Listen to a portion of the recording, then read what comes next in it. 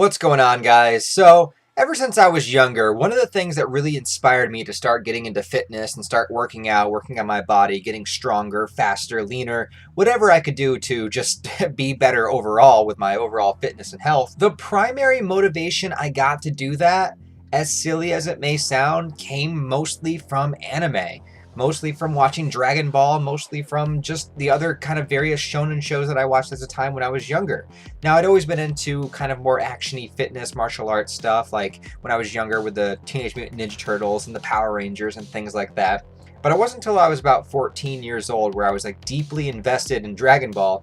Also a pretty huge freaking nerd, tiny, small, scrawny kid in school that would get picked on a lot. And so I decided to do something about it. I joined a martial arts class. I started learning Krav Maga and I got almost all the way to black belt by the time I was 18 years old. After that, I took probably way too much time off and then started working really hardcore into weightlifting and doing other kind of fitness things involved with the gym. When I was about 23 years old, started to pick it up there. And ever since then, I have been doubling down and been consistent with my workouts ever since, with a couple of bits of time off here and there, whether for bodily injuries or whatever else. But still to this day, my prime motivator is anime and manga and the inspirational philosophies and training routines that I've watched these characters do over the years. So I'm going to run down for you my top 10 most motivating characters when it comes to working out from anime and manga. Keep in mind, this is not a ranking of the series itself, nor a ranking of how I feel about the characters. This is simply how they inspire me in order to work out and do things that are more fitness related. So it's a list based upon that and does not have anything to do with the quality or my overall enjoyment of the series as a whole. Now, I do want to throw in as an honorable mention, since I haven't really had a chance to dive into the series yet, but I am very interested and I've checked out a bit from it, and also I'm looking into reading the manga, and that's Kengan Ashura. This is a newer series for the anime version adaptation, which is on Netflix right now, I do believe. But this looks like it's right up my alley, and that this is going to be one of those kind of prime motivating shows and anime manga series when it comes to working out. So I just want to throw Kengan Ashura as an honorable mention because I haven't had a chance to dive into it enough in order to rank it on this list, but I am interested, and this show looks like it's going to be a hell of a good time. So I'm going to put that here. At my number 10, I'm going to put Yusuke Urameshi from Yu Yu Hakusho.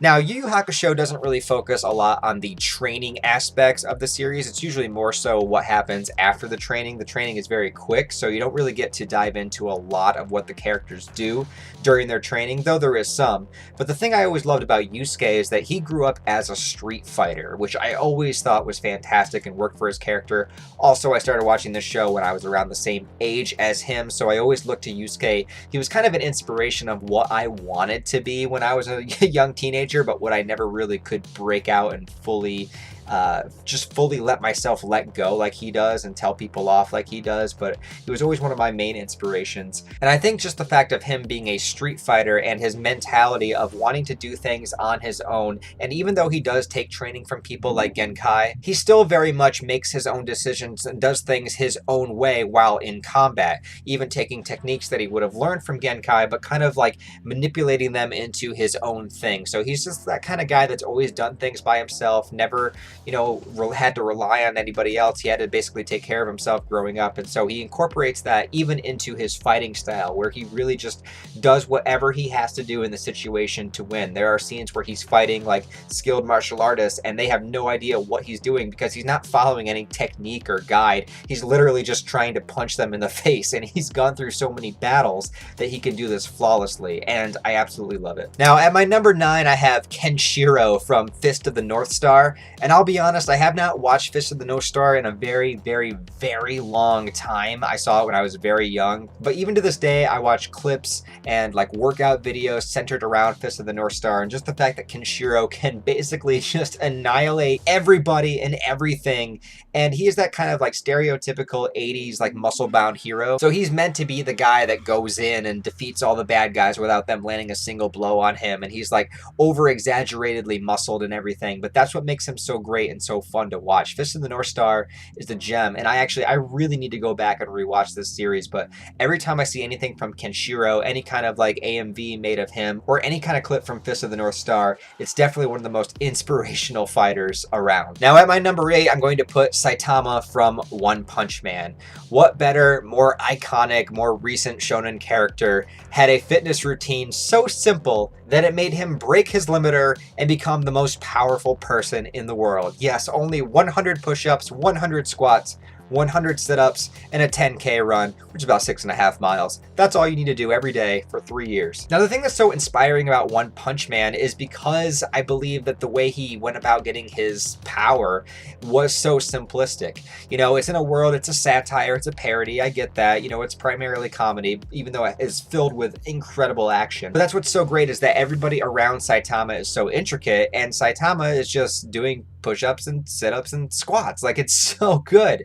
And I've actually incorporated, as many of us nerd fitness anime people have, incorporated the One Punch Man workout within their own workout. Now, I definitely do not do this every single day, and I really would not recommend that, because that would just be absolute murder on your legs. Also, there's more things you need to do besides push-ups, sit-ups, and squats, but it's always good to start with the basics. But I do add this in. I do this about maybe once a month. I do the actual One Punch Man workout for a day, and it is a rough workout. I'll tell you, like, actually running 6 miles is pretty hard. But yeah, super inspiring nonetheless. At my number 7 pick, I'm putting Spike Spiegel from Cowboy Bebop. Again, we don't really get to see a lot of Spike's training, but there is one episode, I believe it's called Waltz for Venus, is the episode where a guy sees Spike take down one of the bounty heads and asks him if he could teach him how to fight. And Spike Spiegel kind of explains the whole kind of Bruce Lee, Spike Spiegel philosophy, where that you have to make yourself like water. You have to be fluid. And what does that mean? That water can adapt to any situation. When it comes to fighting, the best fighters are the most adaptable, not necessarily the strongest or the fastest, but the ones that can adapt to change the best, that can keep their calm, and within a situation, you know, change either their mindset or their body position or anything to fit that situation. And he was talking about how water can be very fluid and calming 1 second, but in the very next second, it could be like a raging torrent and just like rip things down. And that's one of the prime ideas within the philosophy of like Jeet Kune Do and Bruce Lee kind of teachings and whatnot, which they kind of portrayed through Spike Spiegel a lot throughout the series. And it even kind of flows into his attitude of the, you know, whatever happens, happens kind of mindset that he has. Now, segueing right from that, my number 6 is going to be Miyamoto Musashi from the Vagabond manga series. Vagabond sadly has not received an anime adaptation, but even if it did, it would not be able to do justice to the amazing artwork that is present in the series. And when it comes to Musashi being an inspiration for working out, it has to do a lot more with the philosophical side. It has to do a lot more with understanding your own strength and what it means to be strong, and how there's always more obstacles to overcome, and being in that calm state. Once again, like the people that are the calmest, if you can keep calm under pressure, if you can keep calm in the face of, you know, unstoppable adversaries in front of you and whatnot, not tense up and let your body be loose and let your body adapt, you know, you do much better fending for yourself than you would if you were all filled with rage and anxiety. And also talks a lot about being neutral within situations too. One quote being, "In fighting and in everyday life, you should be determined through calm. Meet the situation without tenseness, yet not recklessly. Your spirit settled, yet unbiased. An elevated spirit is weak, and a low spirit is weak. Do not let the enemy see your spirit." It's a lot about becoming the best version of yourself, a lot about searching inward and realizing that everything that you need to find in life is within you, and not some sort of external goal that you're out there to seek. Even though it's good to travel the world, it's good to experience things, a lot of the times the things you're looking for are things that you're going to discover within yourself. So if you make yourself great, then you'll be able to make the world around you great. Now, the next one I have at number 5 is Ippo from Hajime no Ippo. And this is a series straight up about boxing. Now, I'm not a sports guy, but when it comes to boxing, I find it absolutely fascinating to learn about and watch. I love the fighting style behind it, and I also really love the mindset that goes into people learning and training for boxing. Right now, I'm paying attention to Mike Tyson, as he's kind of like on the rise, doing a comeback right now. And I did the Mike Tyson workout actually earlier today, and I'm sore as fuck because of it. But Hajime no Ippo definitely dives into everything that has to do with boxing, the amount of research that's done into it and the way that the training is portrayed, and some of the most inspirational and fun training sequences that I've seen in any anime. It's so fun to watch, and also, you know, will just kind of put you in that zone where you will just want to run faster and catch things out of the air that are flying at you and just punch as fast as you can, do some shadow boxing. Hajime no Ippo will definitely pump you up and get you ready to do these things. Now at my number 4, I gotta put my boy Guts. And I know you're thinking, Guts at number 4? Remember, this is not a ranking of my enjoyment of the series, nor my ranking of how I feel about them as a character. This is a ranking of how they inspire me to work out. And Guts, again, we don't really get to see a lot of his training. The training that we do see is either in flashback when he was a child, or just him literally adding more weights to his sword as he swings it. But he's a swordsman, so that's a little bit different than just kind of going into the gym and, you know, lifting some weight and whatnot. But seeing Guts' perseverance and his willingness to continue to fight in the midst of unstoppable odds is a very inspiring thing, especially when you're kind of in that workout gym setting, when you don't think you can do any more reps, when you don't think that you're strong enough. You know, you just remember Guts and everything that he's gone through and everything that he's put himself through, and you're like, you know what? I can do 10 more push-ups, or I can do 10 more pull-ups, because look at the things Guts has gone through. Also, just look at his physique. I mean, this is motivating enough, right? At my number 3, I'm going to put NERO from Hunter x Hunter. So NERO's training is very simple. He sits in a horse stance and he punched for 50 years every day. 10,000 punches. There is a way that you could do NERO's workout, though. You don't necessarily have to do 10,000 punches, but getting in that horse stance, maybe adding a weighted vest or something like that, as I've done before, definitely strengthens your quads and gets your form right. You know, keeping your spine aligned, looking forward and throwing the punches and whatnot. You know, it could definitely give you a good workout. But it's inspiring because the reason why NERO was doing what he was doing is because he was giving gratitude to the universe for allowing himself to reach the state of power and ability that he had.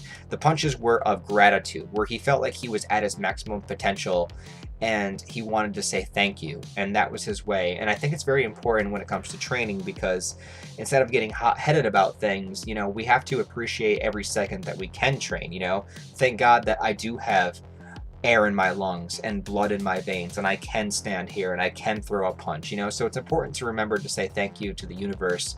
And I don't know, maybe next time you're training, you should just do a few reps for the universe to say thank you. At my number 2, it's kind of a tie, and they're both from Baki the Grappler. One is Baki Honma himself, and the other is his father, Yojiro Honma.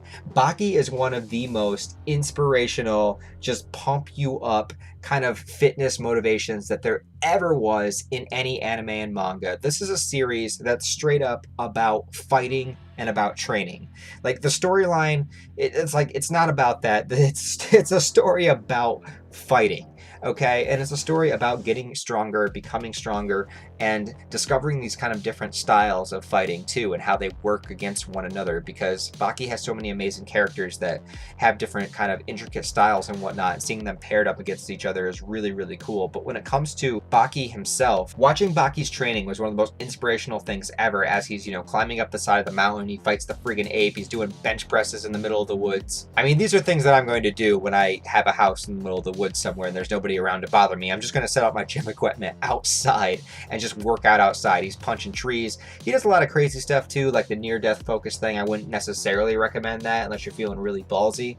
But everything about Baki, everything in the series just really puts you in that mind state of wanting to train as hard as you can. And when it comes to Yojiro Honma, this is a character that is just absolutely like over the top ridiculous, and I love him for that. He is the strongest man in the world in this universe, and part of the reason why is because he mentally convinces himself that he is, and I always found that really fascinating, that he doesn't allow any self-doubt, he doesn't allow any negative thoughts. He truly believes himself to be the strongest man, and that reinforces his body in order to be the strongest. And when it comes to training and fitness and mindset is such a strong, powerful thing, a powerful component when it comes to working out, as I've mentioned to some of these other characters so far. But with Yojiro, it just stands out so much more to me because, you know, he really truly is the demon. Like, he is the, you know, he has like a devil face on his back, you know, and it's,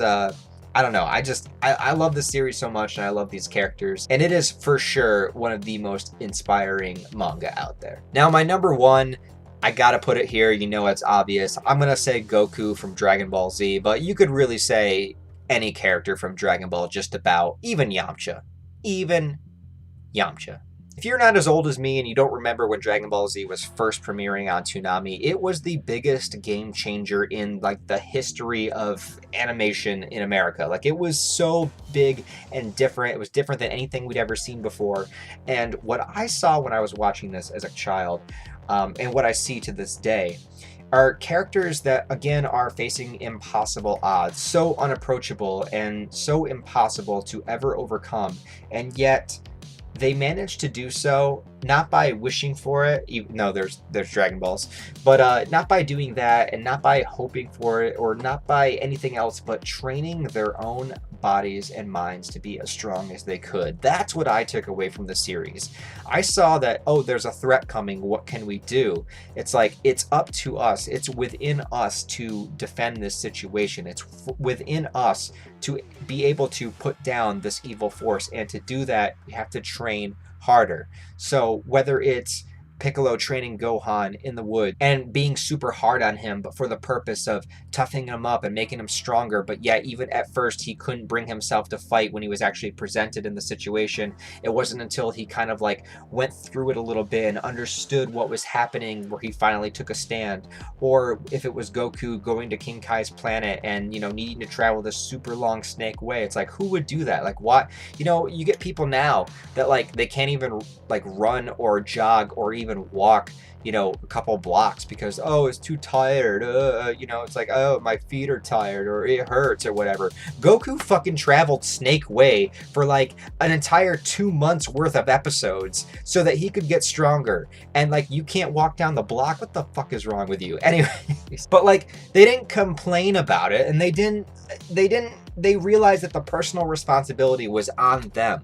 It's on them to get stronger. Even Vegeta, who for the most part really goes about things like in a negative kind of way, even when he was training in the gravity chamber and everything and trying to become a Super Saiyan, he realized that like it was on him in order to do this. He had that pride within him, sure, and like he goes way too overboard, but when it came to that moment, you know, he really took full responsibility of the training and realized it was on him. Like, he has to do this. He has to be able to do this, and he pushed himself in order to do it. And that's the thing about Dragon Ball, is that the characters push themselves and they don't accept their current limitations. They always kind of strive for the next level and the next plateau, and that was what was so great about it, especially when it comes to Goku, because Goku is a very unique case where, unlike Vegeta, every time Goku goes through training or to get stronger and whatnot, he does it with the attitude that not only like, yes, I can do this, he doesn't do it with an egotistical, you know, once I do it, I am the strongest and I am the end all be all. He still encourages other people and lifts them up. He still encourages them to participate and to train themselves and to get better.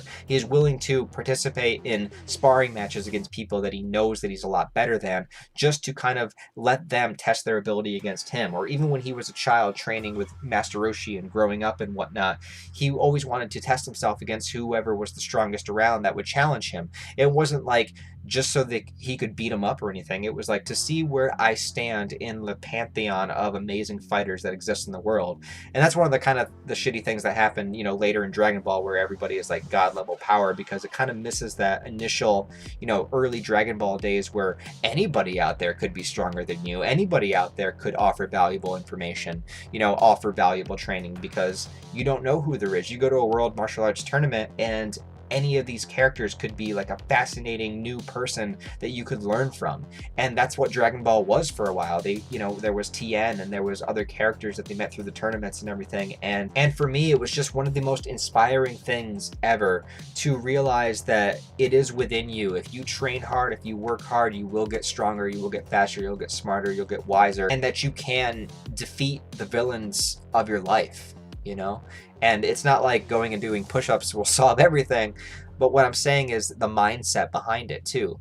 Like, that's the thing that people don't understand that don't train, I feel like, or a lot of people, is because it's not just about, doing reps and then posing in front of the mirror with your muscles pumped and everything, even though that is fun and I do participate in that. But it's the mindset to get things done. It's the mindset to overcome your limitations. It's the mindset to hit that next plateau.